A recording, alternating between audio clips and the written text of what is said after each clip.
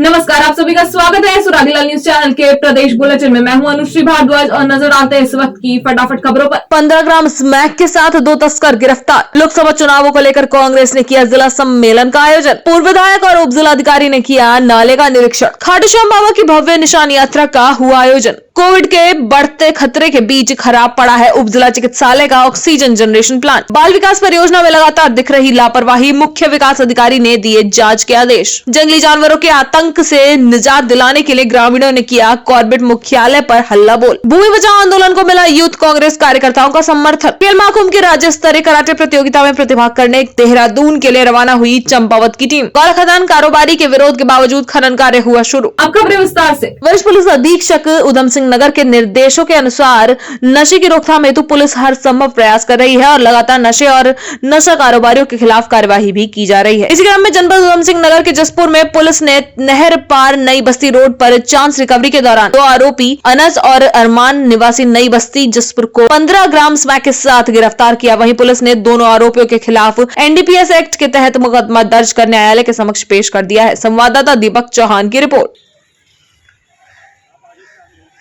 उधम सिंह नगर में श्रीमान वरिष्ठ विशेष महोदय के निर्देशन में नशे की विरुद्ध कार्रवाई लगातार जारी है। जिस क्रम में कल पुलिस टीम द्वारा एक अरमान और अनस नाम के व्यक्तियों को स्मैक के साथ गिरफ्तार किया गया है। उनके द्वारा ये बताया गया कि गुलनाथ नाम की महिला है, उससे वो स्मैक लेते हैं, उसके बाद छोटे बीट्स बनाकर बेचते हैं। अपराध इतिहास की जानकारी की जा रही है और इससे इनके कब्जे से टोटल 15 ग्राम मिला है।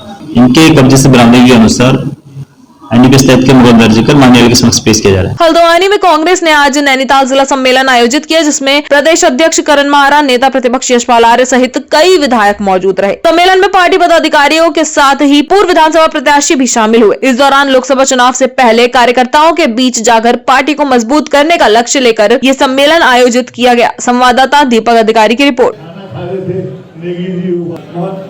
निश्चित ही जिला सम्मेलनों की आवश्यकता महसूस हो रही थी और हम 3 अलग अलग फेजेस पे काम कर रहे हैं इस समय। देवप्रयाग से हमने, जहाँ से गंगा जी बनती है, वहाँ से हमने इसका शुरुआत की थी।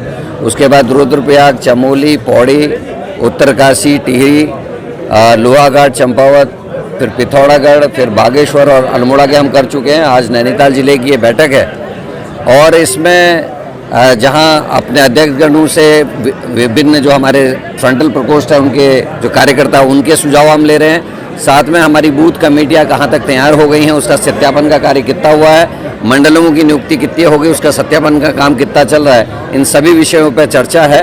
और आगे को हमारे क्या मुद्दे होंगे, चाहे वो स्थानीय मुद्दे हैं, चाहे वो हमारे राज्य स्तर के मुद्दे हैं, चाहे वो हमारे राष्ट्रीय स्तर के मुद्दे, उन पर चर्चा हो रही है। जैसे हल्द्वानी में आज गौला नदी का, जैसे हमारे जो खनिज है उसकी लूट बचाने की जो कोशिश सरकार ने की है, पहले याद है एक बार सिंडिकेट का पूरा कब्जा हो गया था, उसी तरीके से दोबारा से हमारे खनन को हमारे लोकल के व्यवसायों के पेट में लात मारकर बड़े पूंजीपतियों को इसको सौंपने की कोशिश हो रही है, जिससे क्राइम भी बढ़ेगा। तो ऐसे मुद्दों को लेकर हमने किस तरीके से चुनाव में जाना है, उन सभी चीज़ों में चर्चा विमर्श हो रहा है और कार्यकर्ता खासे उत्साहित है, यह आप सभी देख रहे हैं। विचार विमर्श कर रहे हैं, निचले स्तर पर, बूथ स्तर पर हमारी क्या स्थिति है इसका आकलन कर रहे हैं। सभी हमारे साथियों ने कहा कि बूथ मैनेजमेंट बेहतर होना चाहिए, बूथ कमेटियों का गठन होना चाहिए। कई जगह बूथ कमेटियां बनी हैं और अगला चरण जो हमारा है उसमें हम सीधे अपने बूथ के कार्यकर्ताओं से संवाद भी करेंगे, उनके सुझाव भी लेंगे, क्योंकि चुनाव की दहलीज पर हम खड़े हैं। हम चाहते हैं कि कांग्रेस सशक्त होकर, मजबूत होकर, एकजुट होकर इस लड़ाई को लड़े और जीत हासिल करें। नहीं, देखिए, बहुत बड़ा मैं जिला अध्यक्ष महोदय और महानगर अध्यक्ष महोदय को बधाई देता हूँ। सफल आयोजन हुआ है पूरे जिले से, पूरे महानगर क्षेत्र से। नैनीताल जनपद का पूरा अच्छा रिप्रेजेंटेशन यहाँ पे हुआ है। हमारे ब्लॉक अध्यक्षगण से लेके हमारा आम कार्यकर्ता जो है, और एक क्लोज डोर में हुआ है, मीडिया को भी अभी आमंत्रित करा है। तो जो उनके कोई पीड़ा या दर्द भी था, क्योंकि होता है कार्यकर्ताओं की कभी कभी पीड़ा होती है, दर्द होता है, सुझाव होते हैं, तो उन्होंने बड़े सकारात्मक यहाँ पे सुझाव रखे हैं, जिसकी कांग्रेस की मजबूती के लिए लोकसभा चुनाव में कैसे धारदार हम एक तरीके से रणनीति के साथ आगे बढ़े, इस विषय पर गंभीर विचार हुआ है। तो मैं बधाई सबको देता हूँ। जनपद उधम सिंह नगर के जसपुर क्षेत्र में वार्ड नंबर 10 मोहल्ला जुलाहान में वर्षों से बदहाल पड़े नाले की समस्या को लेकर पूर्व विधायक शैलेंद्र मोहन सिंघल उप जिलाधिकारी जसपुर से मिले और नाले की समस्या से अवगत कराया। इसके बाद पूर्व विधायक और जिलाधिकारी जसपुर ने मौके का निरीक्षण किया। इस दौरान अधिशासी अधिकारी नगर पालिका भी मौजूद रहे। साथ ही उप जिलाधिकारी जसपुर द्वारा नाले के निर्माण के लिए दिशा निर्देश दिए गए। संवाददाता दीपक चौहान की रिपोर्ट। मांग इस क्षेत्र के जो वासी हैं उनकी रही है, नाला जो है अभी तक बना नहीं है, कच्चा नाला बना हुआ है और इसमें आए दिन यहाँ पर दुर्घटनाएं भी होती हैं और जैसे डेंगू है, मलेरिया है और अन्य बीमारी उसका एक स्रोत बन गया है। तो हमने एसडीएम साहब से आज मिलकर ये मांग करी कि इसकी निर्माण प्राथमिकता के आधार पर होना चाहिए और ताकि यहाँ के निवासियों को इसको सुविधा मिल सके। और उन्होंने यहाँ आकर उसका निरीक्षण किया है। हमारे अधिशासी अभियंता भी, अधिकारी भी यहाँ पर उपस्थित हैं, उन्होंने भी निरीक्षण किया है और इसको प्रयास ये हो रहा है कि इसको आरसीसी का नाला बनाया जाए ताकि इसकी जो है काफी समय तक ये अपनी सेवा जो है जनता को दे सके। जो पूर्व विधायक हैं श्री शैलेंद्र मोहन सिंघल जी, उनके द्वारा ये बताया गया था कि एक नाला है जो बनना चाहिए, जो उसकी वजह से जो है पूरे वार्ड को बड़ी दिक्कत है और वहाँ पे जो है काफी गंदगी हो गई है। तो उसी के लिए आज उसका निरीक्षण किया गया। उसमें ईओ साहब को वो भी बुलाया गया और ये मौके पे देखा गया कि वाकई में वहाँ पे एक नाले की जरूरत है ताकि जो जो पानी आ रहा है पूरे वार्ड का वो सही तरीके से उसकी निकासी हो सके। तो उसके लिए ईओ साहब को हमने निर्देशित किया है कि उसका जो एस्टिमेट है उसको चेक कर लें और उसमें एक अच्छी क्वालिटी का जो है वहाँ पे अच्छी गुणवत्ता का नाला करें ताकि जो है आगामी बरसात में उस वार्ड के लोगों को दिक्कत ना हो। श्याम मित्र मंडल रामपुरा के तत्वावधान में श्री खाटू श्याम बाबा की भव्य निशान यात्रा का आयोजन किया गया, जिसमें सैकड़ों भक्तों ने निशान यात्रा में शामिल होकर बाबा खाटू श्याम के जय घोषों के साथ वातावरण भक्तिमय कर दिया। संवाददाता दुर्गेश तिवारी की रिपोर्ट। चाहे तो एक साथ होनी चाहिए, सब लोग एक साथ बैठना ही नहीं चाहते। पापा, try this. लो, सब लपक लिए।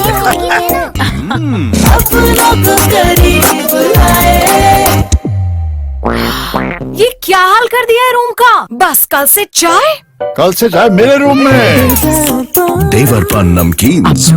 देश में एक बार फिर से कोरोना पैर पसार रहा है। कोविड के JN वेरिएंट की देश में पुष्टि हो गई है। वहीं एक बार फिर कोरोना के बढ़ते खतरे को देख उत्तराखंड में स्वास्थ्य विभाग अलर्ट मोड में आ गया है, जिसको लेकर स्वास्थ्य सचिव ने प्रदेश में जिले के सभी CMO से अस्पतालों को कोविड को लेकर अपडेट रखने के लिए निर्देश दिए हैं। वहीं निवर्तमान पालिका अध्यक्ष गोविंद वर्मा ने स्वास्थ्य विभाग के गंभीर लापरवाही पर नाराजगी जताते हुए कहा कि कोविड का खतरा एक बार फिर बढ़ रहा है, पर लोहाघाट उप जिला चिकित्सालय का ऑक्सीजन जनरेशन प्लांट बरसों से खराब पड़ा हुआ है। साथ ही उन्होंने ये भी कहा कि स्वास्थ्य विभाग ने कई बार कहने के बावजूद प्लांट को अब तक ठीक नहीं करवाया है, जो कि स्वास्थ्य विभाग की घोर लापरवाही और सरकारी धन की बर्बादी है। संवाददाता लक्ष्मण बिष्ट की रिपोर्ट।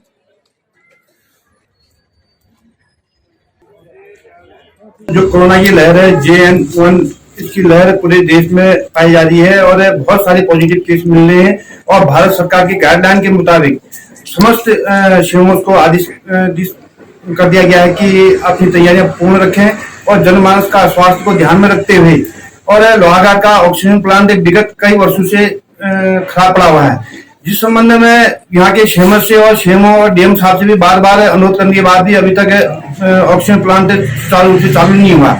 तो इनकी ये लापरवाही है और लोगों के स्वास्थ्य के साथ खिलवाड़ कर रहे हैं।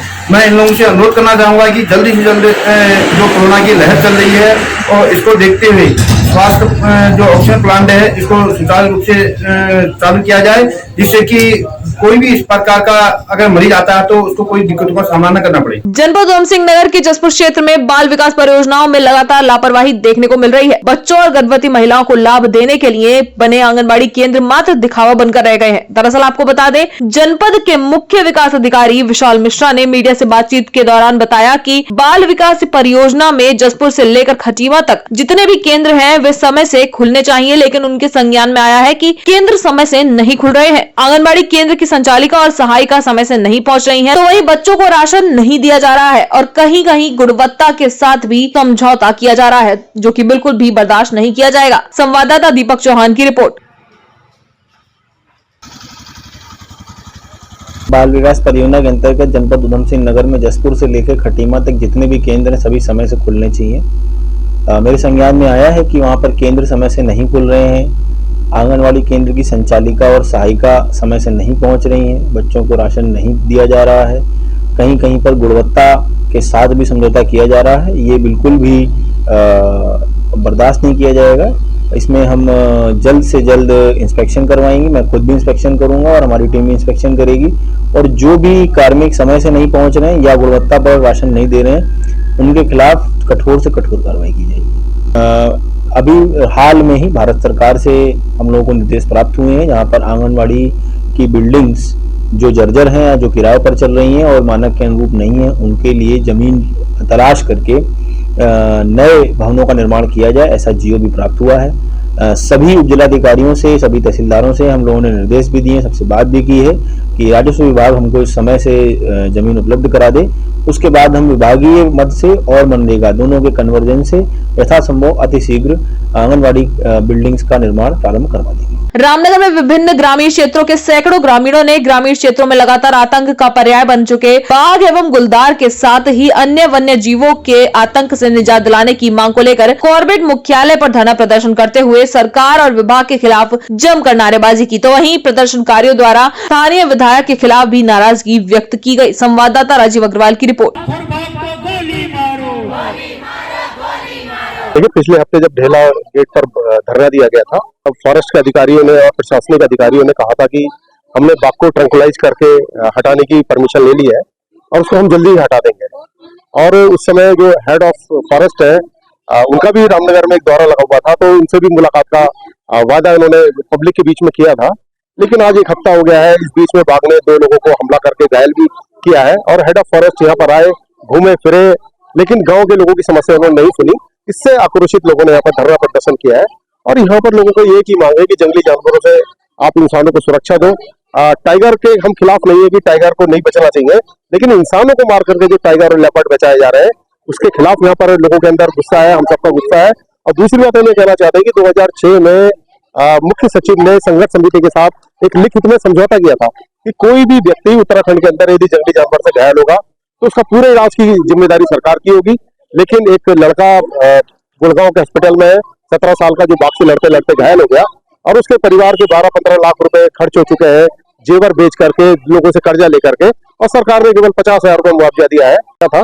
और जिस तरीके से पूरे उत्तराखंड में जानवर बढ़ गए हैं, ये एक बहुत बड़ा सवाल पूरे उत्तराखंड के हो गया है कि यदि यही जानवर हम लोगों को मारते रहे तो फिर अभी तो पहाड़ से लोगों ने पलायन किया है, अब प्लेन क्षेत्र से भी अब लोग पलायन करने के लिए धीरे धीरे मजबूर हो रहे हैं। जो ढेला में लास्ट हमने जब इनका प्रोटेस्ट चल रहा था तभी बताया गया था कि वो जो कॉन्फ्लिक्ट टाइगर है उसको आइडेंटिफाई कर दिया गया है और उसको जल्दी जल्दी ट्रैंकुलाइज कर लेंगे। हमारा पूरा टीम वहाँ पे तैनात है और दिन रात वहाँ पे काम चल रही है ताकि इस टाइगर को जल्दी से ट्रैंकुलाइज करके ढेला रेस्क्यू सेंटर भेजा जाए। अभी यही उनको भी हमारे ग्रामवासियों को भी वही बता रहे हैं कि हमारा जो भी प्रक्रिया है पूरा चल रही है, पूरा टीम वहीं पे तैनात है, हमारा ढेला टीम, जिन्ना टीम और हमारा डॉक्टर का टीम वहीं पे दिन रात वहीं पे तैनात है और जल्दी से जल्दी इसको रेस्क्यू किया जाए। लास्ट टाइम भी ये इन्होंने मांग किया था कि जो कॉम्पेंसेशन होता है उसको जो अभी हम 4 लाख देते हैं उसको बढ़ा के 25 लाख करने के लिए उसका हम ऑलरेडी एक प्रस्ताव बना के उच्च स्तर को प्रेषित कर दिया है और इसका निर्णय उच्च स्तर से होना है। जल्दी से जल्दी हम यही आशा करते हैं कि शासन के स्तर से भी इसका जल्दी से जल्दी इसका निर्णय आएगा और इनका जो कॉम्पेंसेशन अमाउंट है वो बढ़ा दिया जाएगा। और इसके साथ ही जैसे कि वहाँ पे बता रहे हैं कि जो ट्रीटमेंट चल रहा है जिसका ये है तो उसका भी हमने जो एक्स्ट्रा इसके लिए एनजीओ को भी लिखा है, WWF जो यहाँ पे काम करते हैं उनके साथ भी अनुरोध किए हैं कि इसके लिए भी कुछ अगर मिल सकता है, हेल्प मिल सकता है तो हम जरूर कर लें। चाहे तो एक साथ होनी चाहिए, सब लोग एक साथ बैठना ही नहीं चाहते। पापा ट्राई दिस। लो सब लपक लिए।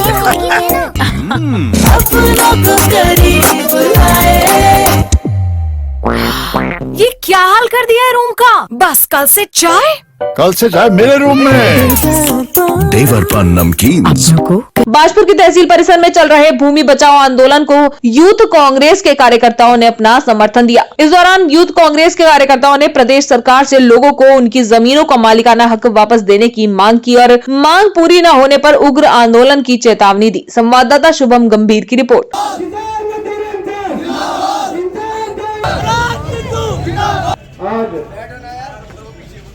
जैसे आप सभी को पता है, हमारे माननीय मुख्यमंत्री साहब किसानों को पिछले 5 महीने से आश्वासन पे आश्वासन दिए जा रहे हैं, फैसला नहीं सुना पा रहे, इंसाफ नहीं दिया जा रहे। अगर इनकी जमीनें हैं, इनके पास भूमिधरी अधिकार, इनको क्यों नहीं दिया जा रहा? ये सरकार को इस बात पे सोचना चाहिए, शर्म आनी चाहिए। 5 महीने से जो अपना अपना घर परिवार छोड़ के गर्मियों में लगे थे, सर्दियां आ चुकी हैं। हमारे बुजुर्ग जैसे पहले गाजीपुर बॉर्डर पे सर्दियों पे ठंडे सरते रहे, अब यहाँ पर सर्दियों में आके ठंड लगवा रहे हैं। तो ये सरकार को सोचना चाहिए और माननीय पुष्कर सिंह धामी जी को ज्यादा सोचना चाहिए, क्योंकि इसी जिले के वो बेटे हैं और पूरे प्रदेश के मुख्यमंत्री है, लेकिन उनका जिला ही अगर उनसे खुश नहीं है तो उनका मुख्यमंत्री पद पे रहना अच्छी बात नहीं है। और हम सब युवाओं की मांग ये है कि इंसाफ जल्द से जल्द बताया जाए, नहीं तो हम यहाँ से सरकार की ईट बजाने के लिए हम बिल्कुल यहाँ पर तैयार बैठे हैं। जहाँ हमें धरना लगाना पड़ा, जहाँ प्रदर्शन कर रहा, मैं और मेरे जितने साथी युवा हैं, हम वहीं पे प्रदर्शन लगाएंगे। चाहे अगर हमें एक बार हुक्म आने की देर है, हम हाईवे तक जाम करने सारे युवा थे। युवा कल्याण विभाग द्वारा आयोजित खेल महाकुंभ की देहरादून में आयोजित राज्य स्तरीय कराटे प्रतियोगिता में प्रतिभाग करने के लिए चंपावत जिले की टीम क्षेत्रीय युवा कल्याण अधिकारी जसवंत सिंह खरायत के निर्देश पर कराटे कोच दीपक अधिकारी के नेतृत्व में देहरादून के लिए रवाना हुई। वही प्रतियोगिता को लेकर कराटे खिलाड़ी काफी उत्साहित नजर आए। संवाददाता लक्ष्मण बिष्ट की रिपोर्ट। जिले से हमारी टीम जा रही है। जिले की 43 खिलाड़ी जो हैं इसमें प्रतिभाग कर रहे हैं खेल महाकुंभ में, जो देहरादून में होने जा रही है 22 और 23 को। कल रिपोर्टिंग है इनकी और आज हम रवानगी कर रहे हैं 20 तारीख को। इसमें से हमें पूरा भरोसा है कि हमारी टीम जो है फर्स्ट नंबर पे आएगी और नेक्स्ट टाइम भी, पिछले वर्ष भी हमारी टीम प्रथम स्थान पे आई थी। हल्द्वानी में गौला खदान कारोबारी के विरोध के बावजूद खनन कार्य शुरू हो गया है। भारी सुरक्षा व्यवस्था के बीच गौला नदी से खनन का कार्य हो रहा है, जिसके लिए सिटी मजिस्ट्रेट, एसडीएम के अलावा सीओ और तहसीलदार को भी तैनात किया गया है। खनन के निजीकरण और वाहनों के फिटनेस प्राइवेट में होने के विरोध में खनन कारोबारी पिछले लंबे समय से आंदोलन कर रहे हैं। वही प्रशासन और वन निगम ने गौला के शीश महल और राजपुरा गेट से खनन कार्य शुरू कर दिया है। हालांकि खनन कारोबारी का विरोध अब भी जारी है। संवाददाता दीपक अधिकारी की रिपोर्ट।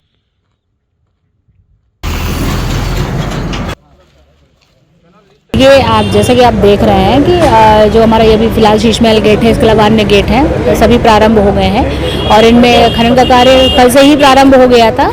कुछ लोगों का विरोध था अनावश्यक, वो लोग कुछ लोगों को रोक रहे थे। सिर्फ उस व्यवस्था को बनाने के लिए यहाँ पर मॉनिटरिंग के लिए हम लोग यहाँ पर मौके पे आए हुए थे कि व्यवस्था रहे और किसी तरीके की किसी को कोई परेशानी ना हो।